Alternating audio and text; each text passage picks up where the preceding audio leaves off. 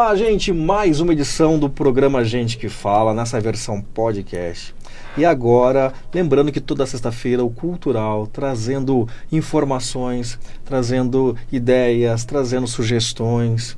E hoje, por ser véspera de um determinado feriado, hoje, por estarmos aproveitando neste mês de maio, um tema tão importante que todos nós temos para chegar aqui nesse planeta, né?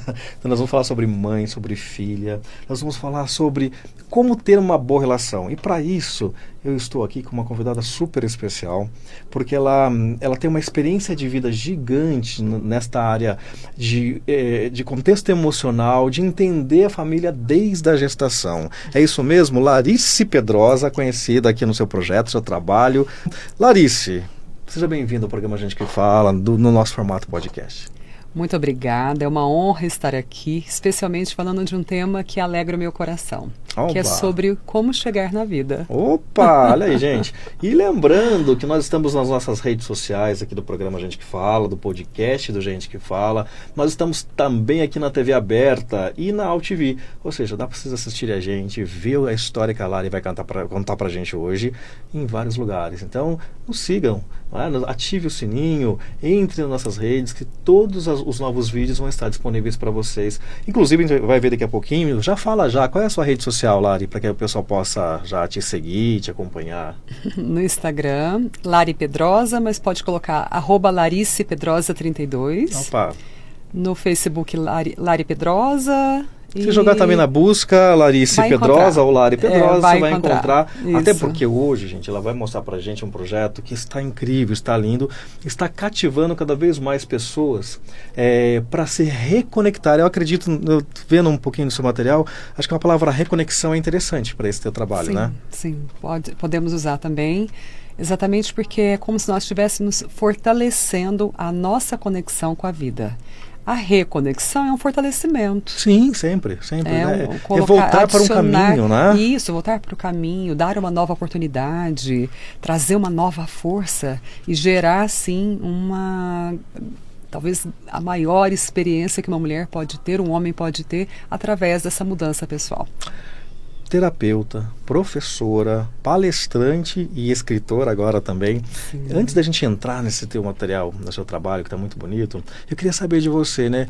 Como que te motivou essa história de infância e juventude para se tornar professora, aquela que educa, aquela que ensina?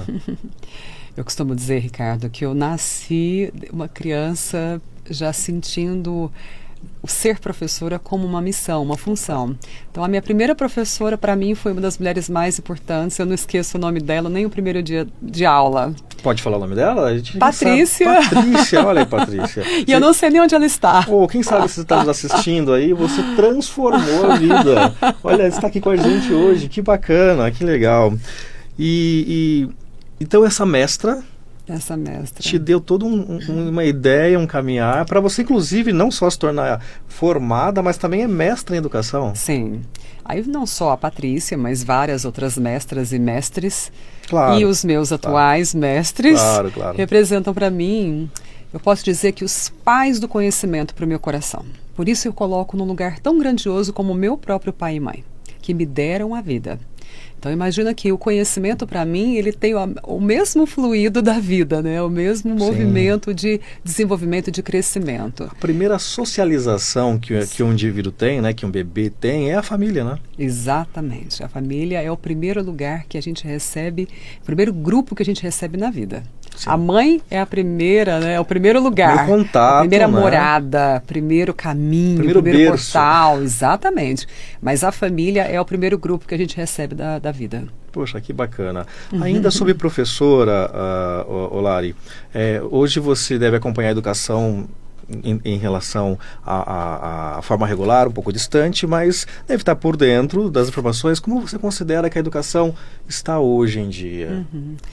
Eu atuei na educação por mais de 20 anos, tanto na graduação e pós, quanto também na formação, né, da educação regular, de educação básica, enfim. E também já estive como uma especialista do MEC, da CAPES, aqui no Brasil. E o que eu percebo? Que a gente está buscando uma evolução do conhecimento, das relações, da inovação através das escolas e certo. através das formações.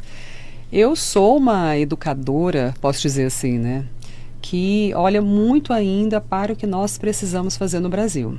Tá. E o que nós precisamos cada vez mais é incentivar uma qualidade e um funcionamento da educação básica no Brasil. Essa educação básica ainda muito deficiente, podemos dizer assim. Nós temos uma lei de 96, não, né? Que é a lei de diretriz e base. Constituição de 88, a gente ainda está lá. Constituição de 88, ainda antes, tem... inclusive o formato é ainda de 1800 e alguma coisa, né? Sim, se não falar dos jesuítas, né? Que é a primeira escola no Brasil. Mas muita coisa sobre educação, eu quero que você venha falar sobre isso mais intensamente. Tá certo. Eu queria falar um pouquinho de você. Você era tímida? Quando criança, talvez sim. Eu falo talvez porque agora a gente vai poder falar um pouquinho das facetas da personalidade. Isso. E a timidez, ela está aqui dentro desde a minha infância, mas eu tive que aprender a sobreviver nas relações. Certo. Em que sentido? A fazer parte. Eu vou falar disso depois mais para frente. O que é pertencimento? O que é fazer parte? Então, por exemplo, eu sou uma mulher que foi uma menina que estudou numa escola confessional, que tinha ali uma representação social muito grande em termos da parte econômica. Eram pessoas muito, vamos pensar assim, as mais ricas da cidade. Mas eu era a gata borralheira. Eu era a menina da família simples, que a família estava fazendo isso aqui para colocar aquela menininha para estudar numa escola boa, privada. Então eu precisei desde cedo ser interessante. Olha que isso é interessante você compartilhar com a gente, né? Porque às vezes famílias que estão tentando a mesma forma de educar o melhor possível o filho, sim, e a criança acaba não tendo uma visão mais aberta ou, de repente, devido até à maneira que a família acaba tendo que trabalhar muito tempo fora de casa, não tem esse contato tão grande com os filhos, com as filhas, não dá esse suporte e acaba não tendo a mesma oportunidade, mesmo estando numa instituição segura, né? É importante os pais acompanhar os filhos no seu desenvolvimento, tanto interno, que é dentro de casa, quanto externo, que é social. A escola é o primeiro ambiente social da criança, das crianças, dos jovens. Então, é importante que os pais estejam acompanhando. Nesse mundo moderno, Ricardo, os pais estão tomados de trabalho, de responsabilidades, disso e daquilo.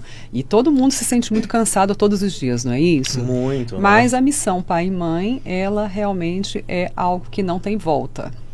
Então pode ter estudo, mas esse pai e as mães não vai existir nunca. Então é importante que os pais aprendam a perceber o que está acontecendo na própria vida para deixar essa vida mais fortalecida emocionalmente, psicologicamente. É isso que me fez migrar para essa área.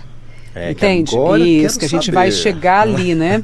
Para, de fato, poderem exercer o funcionamento de ser pais. O que significa isso? Poder orientar os filhos, dar limites, proteger, assegurar, nutrir. Enfim, está ali realmente funcionando como aqueles que educam, que criam, né? É um tema interessantíssimo também. Eu imagino que toda essa ansiedade por esses novos conhecimentos, né? A gente tem até um exemplo aqui de suas participações em palestras, em atividades. Que é um projeto com pessoas com deficiência. Olha que bacana. Desenvolvendo emocionalmente também. Aqui eu já estava fazendo a migração da minha carreira da educação regular para um trabalho que a gente fala de educação livre, que seria dentro de linhas mais da psicologia e de filosofias de desenvolvimento humano, porém atuando nas empresas, atuando nas escolas. Que é importantíssimo isso. Muito, quando entra na área sempre entrei muito em empresas. Exatamente. Mas vamos lá, então nessa migração toda você foi buscar novos conhecimentos para complementar toda a tua ansiedade, como eu estava dizendo há pouco, não é? E você se formou como terapeuta sistêmica. Sim. Conta para o pessoal que está nos assistindo aí, nos ouvindo, o que seria uma terapeuta sistêmica? Há 15 anos atrás, eu conheci uma filosofia, uma abordagem filosófica que se chama constelação familiar sistêmica. E, para mim, novo, porque não estava dentro da psicologia, e sim de uma filosofia, apesar que veio da Alemanha, então no Brasil chegou no Brasil há 25 anos atrás. Então, quer dizer, quase 10 anos depois, ainda muito embrionário aqui no Brasil o conhecimento dessa filosofia, eu cheguei nela e conheci. Então eu fui fazer, como paciente, como cliente, um trabalho terapêutico, né? A minha terapeuta era terapeuta sistêmica, fez um desenvolvimento emocional e psicológico em mim, e com isso também ela me iniciou na constelação familiar. Ela me apresentou o que era o movimento constelação familiar. Dá para chamar como técnica ou não? Não é uma técnica, por isso que eu já ia falar técnica, mas não é uma técnica, porque o próprio Bert Hellinger, que eu tive a felicidade de ser aluna dele, ele dizia, não fala em técnica, instrumento, ferramenta, é apenas um movimento. Hoje, todas as outras áreas, especialmente, por exemplo, a área da psicologia, olha e fala, olha, não é terapia. E realmente, eu concordo, não é mesmo. Se for terapia, é breve. Sim. Mas então não é suficiente para desenvolver uma pessoa. Emocionalmente e psicologicamente uma pessoa. Você se desenvolve por um período muito longo. Mas onde que eu quero adicionar? É um movimento que dá para o terapeuta ou o próprio psicólogo um conhecimento do campo inconsciente do seu cliente e empurra. Como ele é um movimento, eu percebo a constelação familiar empurrando, de alguma forma, o cliente para uma consciência, um estado de consciência que antes desse movimento estava cego. Quanto tempo tem esse movimento? A constelação familiar, no Brasil, ela tem em torno de 30 anos, mas na vida mesmo, assim, que ficou pouco, enfim. 40 e poucos anos, ainda está é um estudo muito embrionário, mas que nós estamos estudando bastante, pesquisando, observando, porque depende da observação vivencial, não é só uma teoria que você escreve a partir da vivência desses movimentos. Então esse livro, ele foi todo escrito a partir da minha observação. Clínica, vivencial e também a minha vida, o meu desenvolvimento pessoal. Está no mundo, não é? Exatamente. Então eu aproveitei a minha experiência de todo esse movimento e também das mulheres que eu acompanho há anos. De todo esse período de trabalho, de conhecimento, das formações, das buscas pelos conhecimentos, pelas experiências, como até você citou um exemplo muito bonito, por sinal, trabalhar com pessoal com dificuldade, né, visual, e até porque faz parte de determinadas minorias e eles se consideram até mesmo esquecidos, né, encostados, tem termos muito pesados que eu já ouvi sobre, e eu acredito que tudo isso te chamou a atenção para compartilhar com mais pessoas, de uma maneira que todos tivessem a oportunidade de estar contigo de alguma maneira, e nasceu então esse projeto, é isso? Foi dessa ansiedade mesmo, como eu estava, que eu percebo que você é a pessoa que gosta de... Tem uma ânsia pelo conhecimento, tenho. E a coisa linda, gente, não é só ter a ânsia pelo conhecimento, que muitos também têm, mas é compartilhar. E através de um texto, de um trabalho maravilhoso, que tem como título, põe pra gente aí, Neto, Uma Nova Mulher curando a conexão mãe e filha. Você entrou num conceito bem forte, porque quantas mães acaba tendo conflito. Mas até o livro está aqui, a gente está também mostrando ao pessoal aqui, pela Literária, uma grande... Lá, e a gente falou, qual é o nome dele? Me ajuda aí depois. Ele é muito... Hoje é a primeira editora em não ficção. Sim, exatamente. No Brasil. E a gente esteve com ele agora fazendo um programa muito legal. Qual a importância que ele dá para autores de qualidade. Ele não quer um monte de livros, ele quer trabalhos. Aliás, um grande abraço para ele. E esse é o livro? Sim. Como você estava falando que eu sou uma... vamos pensar assim, eu tenho uma ânsia pela busca, pelo conhecimento. Essa teoria, o que abarca ela é a inclusão. Então, o Bert Hellinger dizia que tudo que a gente exclui chega a nós. E exatamente para a gente poder o quê? Compreender os processos da vida. Nesse caso, todo esse processo meu de formação nesses anos todos, algo que eu escutava muito nas aulas, né, nas vivências, tudo começa na mãe. E esse movimento de começo, por exemplo, vamos olhar para algo que realmente é real, assim. A vida começa na mãe, a nossa primeira morada, nosso primeiro portal, que é o primeiro caminho, né, dentro da gestação, o primeiro portal, que é o nascimento, o primeiro sucesso da vida é o nosso nascimento. Então, quando eu comecei a olhar para isso, eu percebi o seguinte: se tudo começa na mãe, que é tão positivo, que é nascer, viver, então a parte que é mais, vamos pensar assim, deficitária, a parte difícil, a parte que não foi boa, que realmente também pode ser que Comece ali. Entendi. E, na verdade, nas observações, a gente percebia que o adoecimento, a dor, os traumas, muito estavam interligados na relação inconsciente com a própria mãe.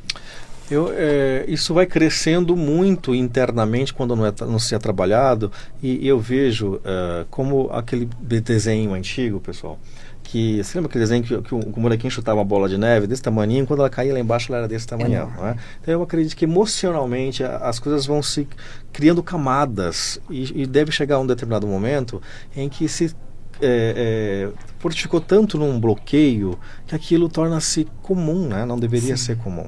Minha diretora veio falar que é Maurício Citra, exatamente. Sim. Grande abraço para ele. Sim, o Maurício.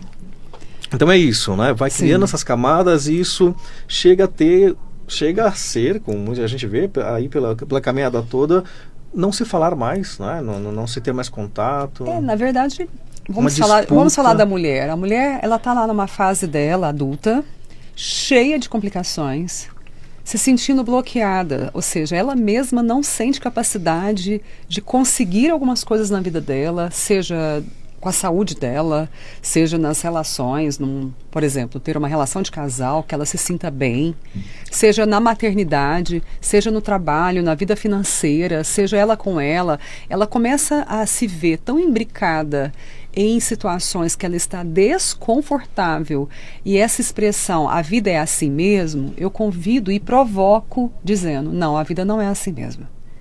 Nós não estamos aqui mais para viver uma força que segue adiante como uma sobrevivência.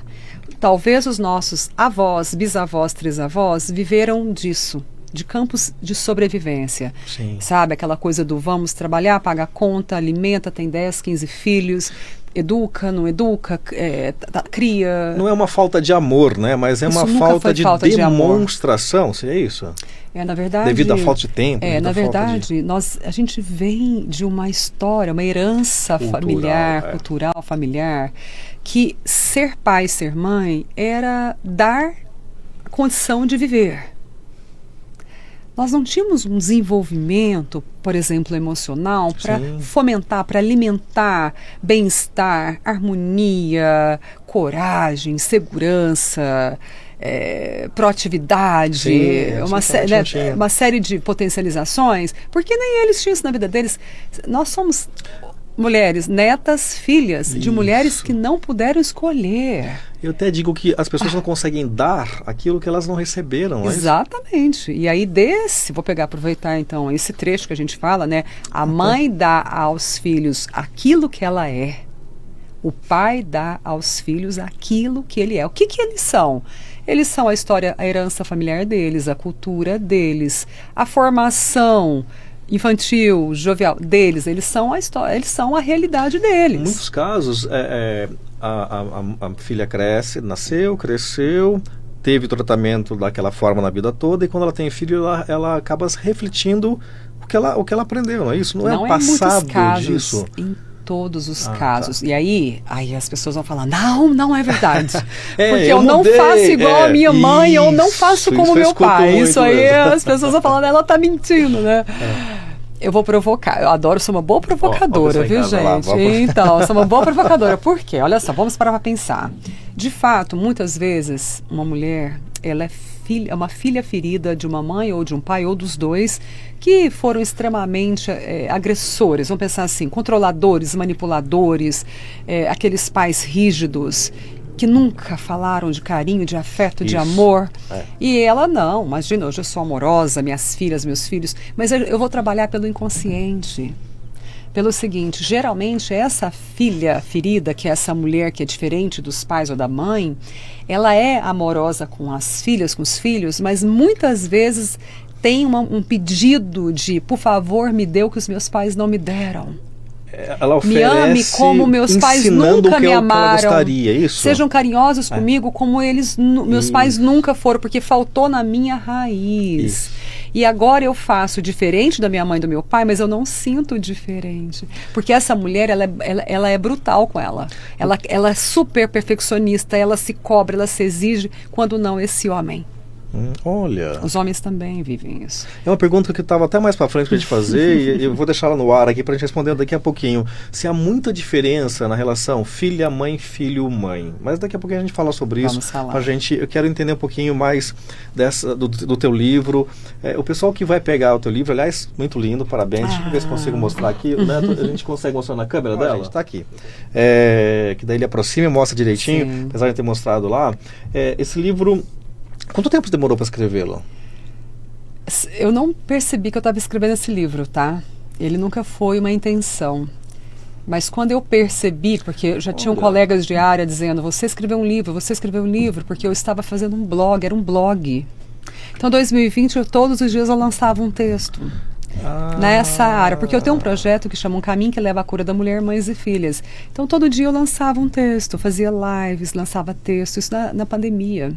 Então, ao final de 2020, um grande amigo meu aqui de São Paulo, que é escritor, que também é terapeuta, disse, você escreveu um livro. E eu disse, não, eu só fiz um blog. Ele, não, você escreveu um livro. E aí uma grande colega também de área, lá de Brasília, escritora também, terapeuta, falou, e jornalista, falou, você escreveu um livro. Então, como eu recebi, parece que essa autorização de pai e mãe... lá parece como... Gente, ó, tá vendo como a gente reproduz, né? Pai e mãe, tanto é que tem o prefácio dele e dela aí. Dos seus eu fiz dois desse amigo e dessa amiga, sim, porque sim. eles... Vamos falar o nome ela deles? até brinca, né? Ela fala, eu sou a doula desse livro, né? E ele... René Schubert. E Daniela Migliari. Daniela Migliari, isso. Muito legal. Gente, ela gentilmente trouxe pra gente o livro, muito obrigado, aliás, a gente vai ler com carinho, com certeza. Que eu digo, se já é do nosso amigo aqui da literária, a gente está super feliz, porque a gente sabe que a qualidade é incrível. E eu estou vendo aqui, fazendo uma abertura rápida, tem um QR Code, ou seja, porque para entender aqui, tem parte para você participar, então significa que não é só um livro para você ler. Né? Olha, não tinha pensado nisso. Aí quando eles falaram, você escreveu o final, agora então eu vou organizar. Então eu peguei 2021 e 22 para organizar esse livro, porque aí eu coloquei ele um pouco mais didático, de acordo, porque eu sou da área da educação. Não tem como, né? E aí eu queria que fosse um livro que não fosse só uma leitura, mas sim um exercício de vida. Então é assim, eu leio, aí tem meditações, aqui tem pelo menos 5 meditações. Tem 3 músicas, aqui, né? São todos de meditação. Tem 3 músicas que foram, na verdade, o projeto recebeu mais de 5 músicas da Gabriela Bonocori, da Gabi, e a gente colocou 3 aí. Tem os exercícios práticos para que as pessoas possam entrar em processos terapêuticos internos. Eu sempre tive o desejo de que a pessoa que está lendo esse livro se sinta em terapia comigo. E o mais interessante, isso foi muito interno, nunca fiquei falando, até que quando eu lancei, começaram as pessoas lerem, muitas pessoas voltaram com mensagens, Larice, eu me senti em terapia com você. Fazendo a leitura do livro. A pessoa sentiu o que eu desejava. E você não precisou nem dizer que era isso, Não né? precisei, não escrevi isso aí. Eu tava assim, vendo um pouquinho do que o pessoal mandou pra gente, e existe ainda alguns arquétipos familiares no livro, a mãe ausente, a filha cuidadora, a mulher fragmentada. Eu queria que você falasse um pouquinho dessa relação, então. Vou começar a explorar um pouquinho esse material. As filhas, por exemplo, de mãe ausentes ou né, que são carentes, a gente tem uma linha de mães que você não me ama, é a mãe italiana, isso, é isso? Não sei se é italiana, mas existe sim perfis de mães que são carentes, ou seja, que estão no vazio, elas são inseguras, passivas muitas vezes, ausente não necessariamente na presença física, não mesmo. Mas para ser alguém que orienta, que dá limite, que gera uma força naquela filha. Filhas de mães inseguras são mulheres que se sentem culpadas. E que sentido? Porque uma coisa leva a outra. A filha da mãe ausente, nesse sentido insegura, passiva, carente, ela se torna uma mulher com a necessidade de fazer pela mãe. Então, a culpa se eu não faço pela minha mãe, se eu não garanto a felicidade dela, eu me sinto culpada. Se eu vivo a minha vida, se eu desenvolvo a minha felicidade, se eu faço as minhas coisas acontecerem, aliás, se for tudo que a minha mãe nunca teve, mas eu estou vivendo isso, eu me sinto culpada. Porque é aquela coisa, a filha tem uma tendência em repetir o padrão comportamental e emocional da mãe. Por que ela tem uma tendência? Porque tudo aquilo que a gente julga chega a nós. E julgamento não é só falar assim, a mãe, por exemplo, ser crítica com a mãe ou se queixar da mãe. Julgamento muitas vezes é ter pena da mãe. Sim, sim. Isso entra em algum momento, toda essa explicação que você está nos dando, muito aberta, entra uma autossabotagem? Total, total, porque nesse contexto, essa mulher que quer ir para o mundo, quer crescer, quer desenvolver, mas ela está presa nos sentimentos da mãe. Se ela pudesse sentir pela mãe, ela sentiria, ela faria mudanças.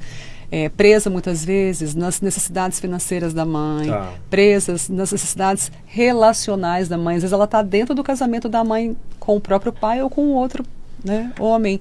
E ela está presa ali, ela está salvando, ela está procurando, se tem traições, ela vai lá e resolve.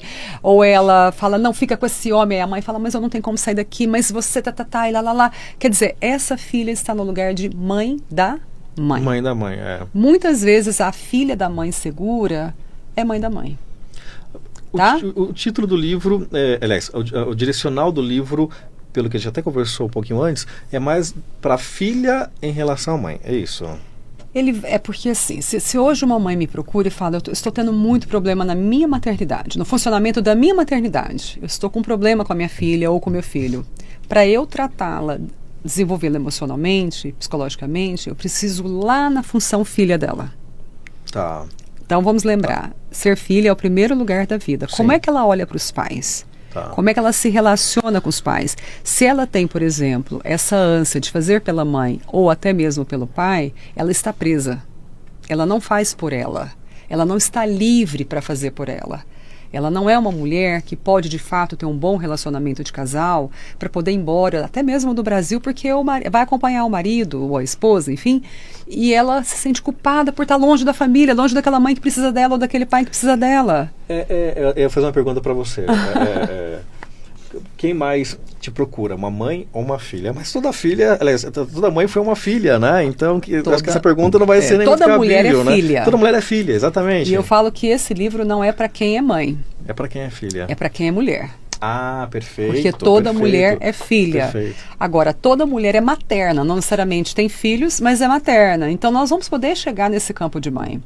As mulheres que são mães, as mamães que estão aí comemorando, celebrando o mês das mães, vocês podem e devem ler o livro exatamente para se compreenderem como filhas, para entenderem que aquela filha ferida muitas vezes pelos pais é a mulher ou a mãe necessitada de algo dos filhos que está o quê? Espelhando no adoecimento que faltou aqui atrás. Enquanto então, por isso que não é só sobre... tipo assim, a mãe pode ler? Deve. Porque quando ela está se vendo como filha, ela está ganhando espaço para se corrigir como mãe. Toda mulher deve ler com um olhar, então, para facilitar a compreensão do livro, como filha, é isso, né? Toda mulher deve ler com esse amor maternal, porém sabendo que tudo começou quando ela era filha. A dor dessa mulher, e até dela como mãe, não começou na maternidade. Tá. Não começou na fase adulta. É original, ou seja, o adoecimento, ou seja, as características da personalidade são formadas na primeira fase da vida. Eu falo que os primeiros 7 anos são todos formados na psique da mãe. Então, a consciência e a inconsciência é conectada na mãe. Poxa, só a mãe que forma uma filha, um filho? Não. Tem todo o contexto familiar. Tem o pai, tem os avós, tem os irmãos, tem os tios. Nós temos uma sociedade que está fora dessa família, mas também é familiar. Então, nós temos todo um contexto maior, mais amplo.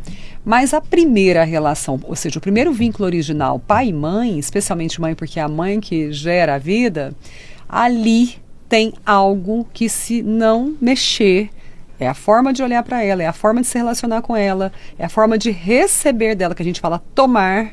Se não mexe ali, as outras funções podem estar danificadas e não adianta, não, mas eu quero terapia para ser uma mãe melhor. Ok, vamos ver o que faltou para você como filha? Tá, entendi. Olha que interessante. Okay. É uma visão um pai melhor. Vamos ver o que faltou para você como filho. uma profissional melhor. Vamos ver o que faltou para você como filha? Fazendo um vai e vem na constelação familiar, tudo Sim. isso, a constelação também contribuiria para você encontrar dentro de você, encontrar dentro da tua história, onde foi que eu não fiz, que eu errei, que eu deixei de fazer, para eu não ser hoje, né, um bom pai, um bom filho, um bom profissional, seria isso? A constelação familiar não trabalha com certo e errado. Ela trabalha com realidade, com limites. Então, por exemplo, ela vai olhar para a história familiar para o quê? Ampliar o olhar da pessoa para mostrar os limites do pai e da mãe, entendi. Dos avós, da história, da herança familiar, da cultura familiar. Limites. Nós não estamos julgando, olha, foi errado, não podia ter sido assim. Sim, não deve. Isso não Ou seja, piora, né? mas um pai alcoólatra que tinha todo um contexto de sobrevivência, ou seja, não colocava dinheiro em casa e ainda agredia a família. Nossa. Que situação é essa? Como que eu não vou ver isso como errado? Pois é, começa que ali tem um limite muito grande, que merece um olhar muito profundo, muito maduro para compreender como ele chegou até ali, porque ele também foi filho. Gente, e o que faltou para ele? Olha, o questionamento para vocês depois mandarem até lá um direct, né, para que a gente converse um pouco mais sobre isso, né? Nós estamos aproximando aí nesse final de semana Dia das Mães, né? Sim. Você é mãe, por acaso, aproveitando? Eu tenho filhos não nascidos. A gente fala isso na constelação familiar, né? Os meus filhos não nasceram. Eu tive 2 gestações que não prosseguiram. Tá bom. Então existem esses filhos, essas Claro, filhas em mim, claro. mas não nasceram, Claro. né? E aí eu não tenho filhos. Cada um dentro da sua filosofia sócio-religiosa, né? Dentro da sua, entende uma forma, né? Que a melhor maneira possível é a mãe, a mulher, se oportunizar. Quando se oportuniza a essa fase de uma gestação, de uma criação, não é? Eu tenho um grande amigo que a mãe dele é mãe biológica, era sobrinha da mãe que o criou. Olha Era uma assim. pessoa que, infelizmente, um erro de adolescente, mas ela tinha problemas que não tinha condições de criar, e essa mãe o criou, né? E ele falou assim: eu agradeço as minhas 2 mães. Claro. Né? Então é a oportunidade de você aceitar um filho, não importa se é um mês contigo, uma vida inteira, mas ter esse amor guardado, parabéns, uma colocação muito bonita de fala, né? Então ela é esse carinho de mãe mesmo, aí né? nasceu o livro logo em seguida, depois dos meus processos. Eu falo que nada melhor do que ver um filho indo para o mundo. E é filho, todo o amor que a gente coloca com muito carinho é um claro, filho, né? Estou maternando hoje na minha profissão, na minha carreira. Pena, pessoal, que infelizmente, né, a Lari vai concordar comigo, acredito, tem muitas mães nesse período, em especial agora, Dia das Mães, né, em especial esse mês de maio. Eu tenho certeza que você observou, essa semana eu fui chamando a atenção, abrindo parênteses, que na palavra maio tem a palavra mãe dentro dela. Eu falei, olha, acho que a gente até sabia, mas às vezes não dá o foco, né? Então, mãe é aquela que tem o hábito e cultura de cuidar, não é? Sim. Mas nem todas as mães acabam tendo uma relação positiva nesse período, né? Então, o sofrimento, pela tua experiência de clínica, é maior nesse período para as mães, até mesmo para as filhas, porque não tem aquele carinho com a mãe, se sente cobrada, se sente culpada, se sente... É essa mesmo. Obrigado, Neto. Olha, nem todas as mulheres vivem o Dia das Mães com alegria, é isso mesmo? É isso mesmo. Sim, nós temos muitas mulheres que são filhas feridas de uma história, uma realidade com a mãe extremamente complexa. Então, nós temos casos gravíssimos de maternidade. Não só filhas, mulheres, mas homens. Vou falar um pouco das mulheres, né? Um pouco do foco do desenvolvimento da mulher, desse ser mulher, que foram muito marcadas, feridas pelas mães. Então, em casos, por exemplo, de falta de cuidados, a mãe não cuidou, não acompanhou. Existem muitas mulheres que não tinham o que comer na infância, porque a mãe estava presa, por isso que eu falo de limite, presa em adoecimentos, em transtornos que não dava a ela aquele espaço de exercer de fato o funcionamento da maternidade, que é o quê? Nutrir, cuidar, acompanhar, gerar segurança, educar, dar limites, orientações, proteção, colo. Quanta coisa ela falou, né? Pegando um pouquinho o gancho, já te cortando, desculpa, mas para não perder esse gancho. Olha a cabeça de uma mãe, né? Tem que trazer isso. Como que é isso na cabeça de uma mãe? Como que ela consegue externar isso? Se ela é uma mulher que já está cuidando da própria vida, ela consegue sim fazer o movimento de compartilhar esses cuidados e focar nos filhos. Porque a infância dos filhos, especialmente a infância, é a prioridade da mãe. Ah, sim. Certo? Do pai também deveria, mas eu estou falando de energia, né? Gente, mas as tem mamães, mais um programa agora. As mamães tendencialmente deveriam ter os filhos como prioridade. A maioria tem, tá, Ricardo? Tem. Aí nós temos uma minoria que não. Então sequelaram esses filhos com falta de cuidados ou com comportamentos nocivos, destruidores, que dificultaram muito a formação daquelas filhas, daqueles filhos. Então tem muitas mulheres sequeladas porque foram extremamente desautorizadas, mães controladoras, manipuladoras, agressoras, criam filhas com dificuldade de escolhas, de tomar decisões, criam filhas sequeladas com situações gravíssimas de se sentirem mulheres seguras, mulheres potenciais, mulheres com capacidades. Então nós temos casos graves. Para essas mulheres que hoje falam, eu não estou bem nesse mês de maio. A maternidade para mim não foi boa como filha. E talvez ela não esteja bem também como mãe, porque ela está vendo os filhos numa estrutura que ela fala, poxa, como é que eu posso ter felicidade com os meus filhos daquela estrutura, daquela forma? Então nós temos sim, muitas mulheres hoje que não estão felizes com o mês de maio.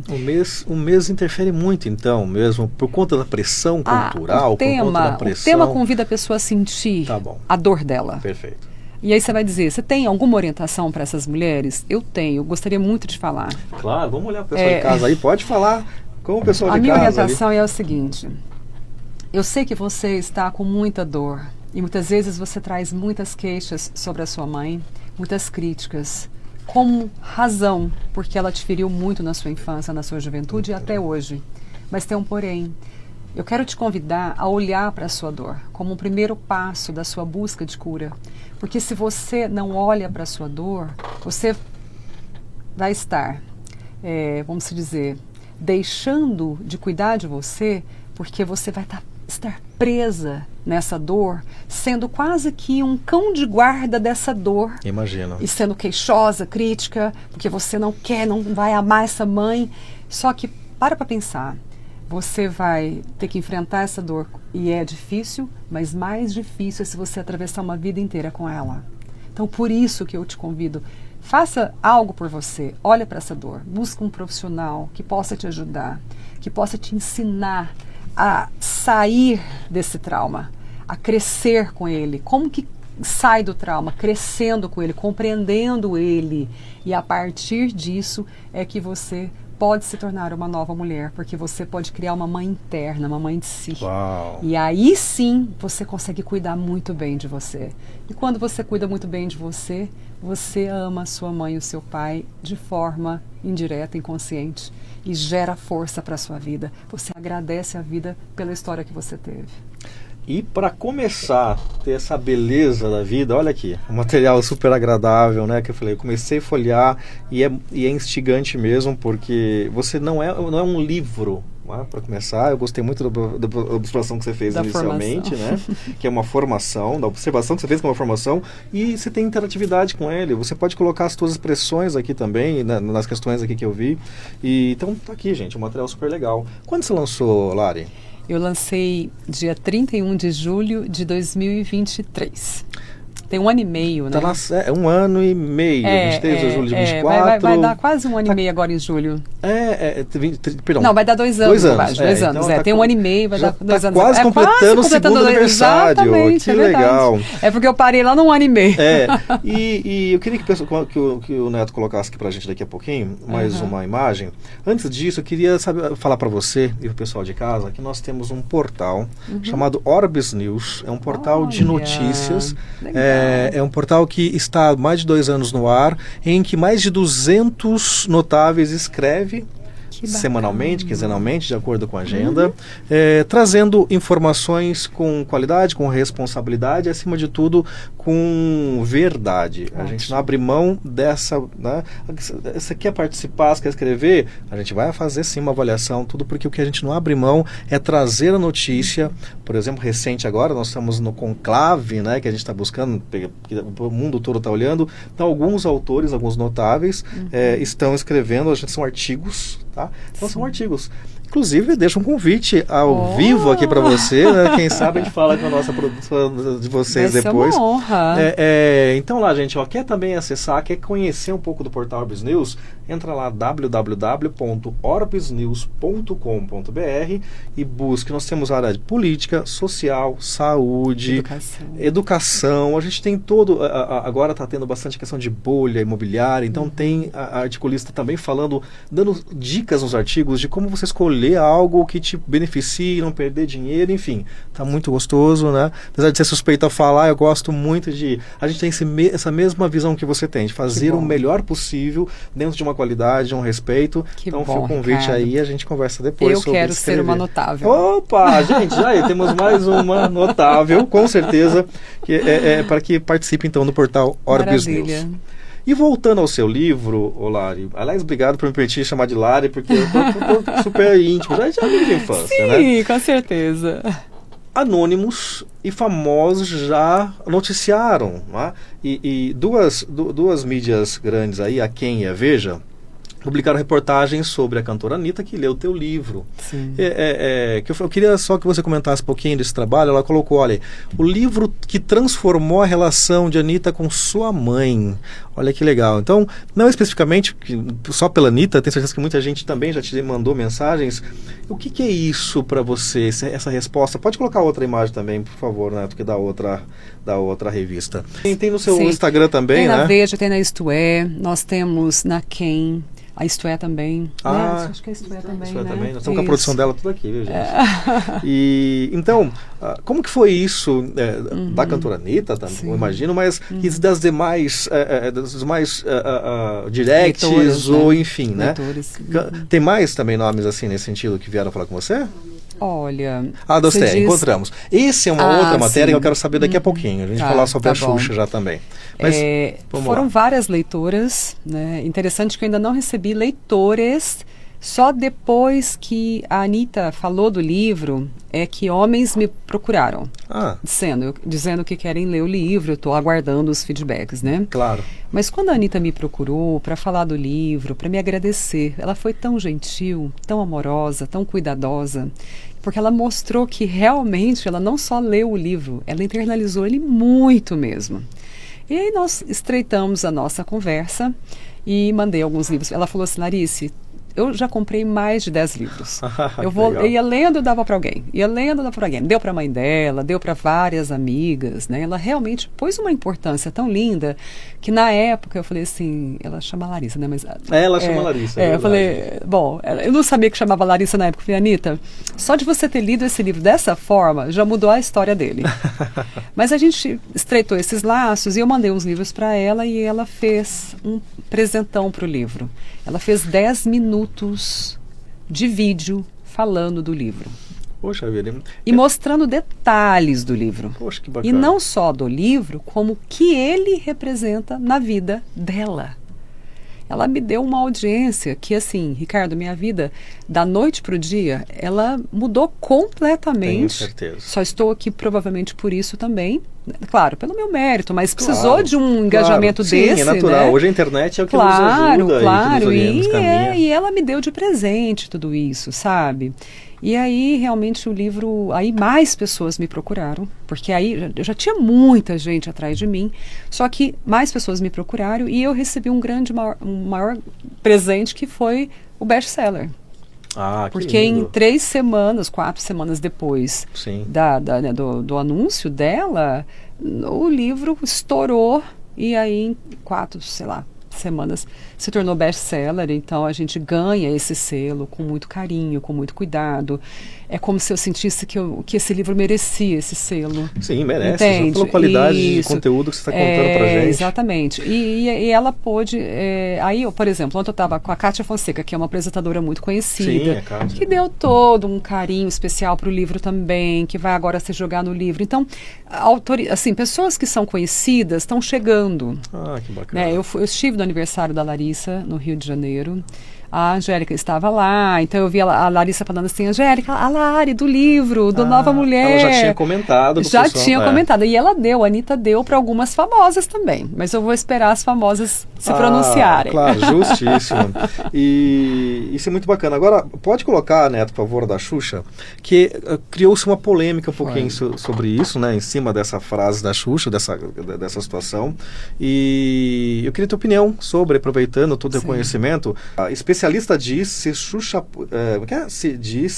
pode ter algum transtorno após revelar dar banho na filha. O que você fala sobre isso? Isto é, quando me procurou, o tema é muito delicado. Muito. E eu coloquei, depois vocês podem ler a minha nota, eu não fiz um diagnóstico, ok? Clínico, jamais faria por causa de um podcast. Não, impossível. Né? Então eu deixei bem claro, olha, a gente não vai fazer uma análise de comportamento, de estrutura, né, da mente, mas nós vamos poder olhar para o quê? O sentimento da Xuxa com relação à filha. Então, quando ela fala, eu trabalhei demais, né? Quando ela teve a filha, trabalhou demais, atravessou a infância da filha, trabalhando muito.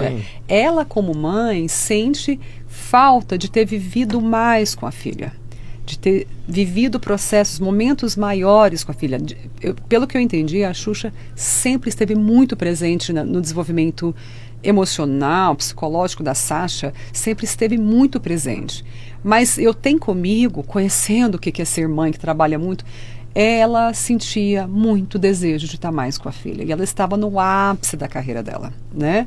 Então, quando ela fez o podcast falando que hoje ela tem momentos com a filha em que ela tem a oportunidade volta de fazer o que ela não fez, imagino. Para ela, tá? Ela volta nesse quadro. Então ela vai lá, ela penteia o cabelo da Sasha, às vezes ela dá um banho nela, elas ficam conversando, dormem juntas. Elas têm momentos mãe e filha que são muito importantes para ela. Então, o que eu percebi? Se a Sasha tivesse hoje muito presa, ou seja, como mulher, não sendo mulher, não trabalhasse, não se casasse, não tivesse se jogando no mundo, possivelmente eu poderia falar o seguinte, olha, a Sasha está presa em alguma dor da Xuxa. Entendi. Mas como a Sasha não está presa, a gente está aguardando a maternidade dela. Quem sabe vai ser mamãe, né? Vamos torcer para que um dia ela tenha filhos e uma casa cheia. Vamos torcer. Mas o que a gente percebe? Que essa é uma ânsia muito maior da Xuxa do que da própria filha, e que ela não impede a filha de crescer e se tornar uma bela mulher. Tanto é que a Sasha, eu não sei exatamente a idade dela hoje, mas ela ainda também é muito novinha, né? E ela teve um casamento bem precoce, sim. né? E isso, claro, é uma visão aberta e geral, aquilo que você falou, não é um diagnóstico, mas você vê esse casamento da Sasha, de alguma maneira, quero sair de casa, alguma maneira, quero ser adulta, alguma maneira nesse sentido? Do ser adulta, porque o de casa eu acho que ela já tinha saído. Tá. Eu não sei muito da vida dela também. Claro, por isso que é bem mas aberta assim, a pergunta. De ser adulta, de assumir uma vida adulta com responsabilidades. Eu achei super bacana.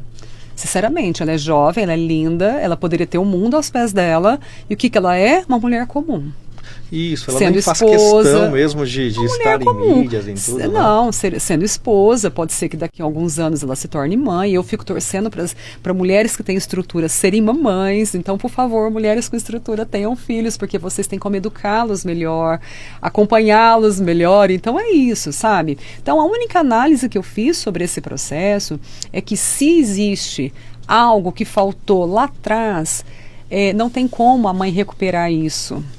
Porque agora as necessidades da filha... É uma pergunta que eu ia fazer agora, então não tem como. Não tem como, porque as necessidades da filha dela hoje são outras.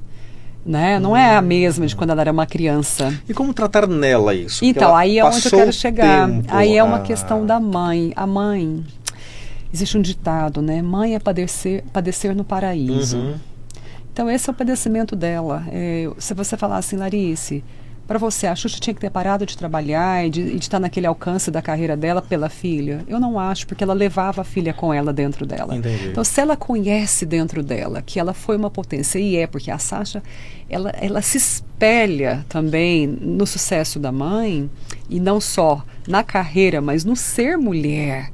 Então, o que eu percebo? Agora uma questão dela estar ali também, né, cuidando dela mesma como mulher.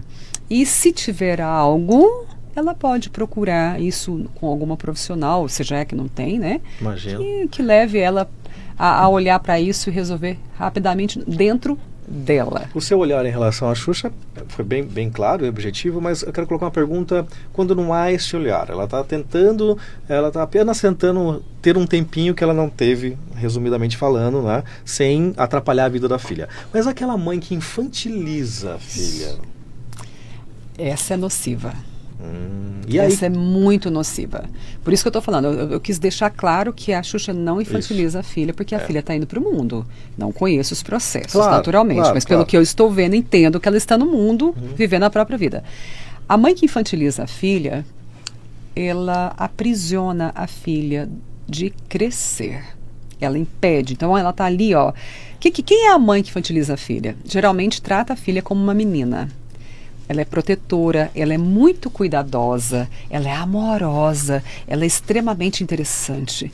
Ela é aquela mãe que deixa o ninho muito gostoso. Tudo é pago, não tem muito o que fazer ali, tipo, de esforços. Aquela menina tem tudo de mão beijada, não é assim que a gente fala? Mineiro fala assim, ela tem tudo de mão beijada.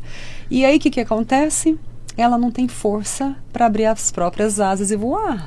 Muito rapidamente agora, porque o assunto é bem gostoso, né? Mas eu queria saber, assim, da Larice, lá em casa, como que é essa rotina? Você acorda cedo? Agora, aquela pergunta, quem é a Larice?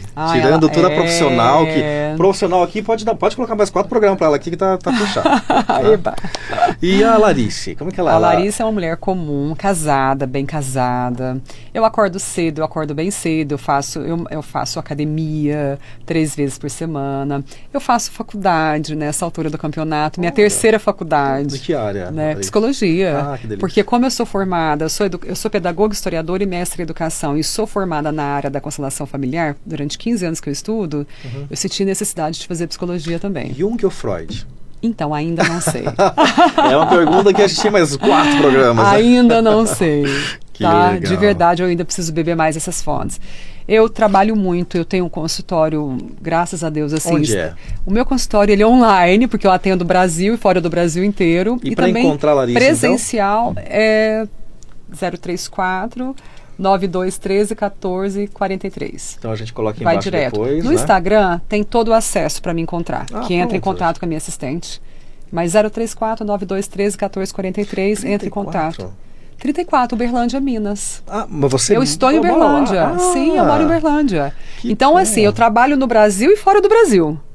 Eu tenho a clínica de Uberlândia, que hoje eu atendo 15%. Eu imagino. E praticamente só atendo 15%, exatamente porque eu sou bairrista. Em 10 segundos agora aqui, né? Como que você faz com os pão de queijo, doce de leite? Pô, gente, Minas Gerais? Minas Gerais, que delícia. Pãozinho de queijo. Não e abre olha, mão. Convido todo mundo a ir para Minas. Não abro mão. Então é isso, é bastante estudo, trabalho, marido, amigas, amigos. E vamos concluir rapidamente também. Nosso tempo tá tão gostoso o papo que a minha diretora tá, acorda que acabou o tempo. Onde a gente encontra o livro?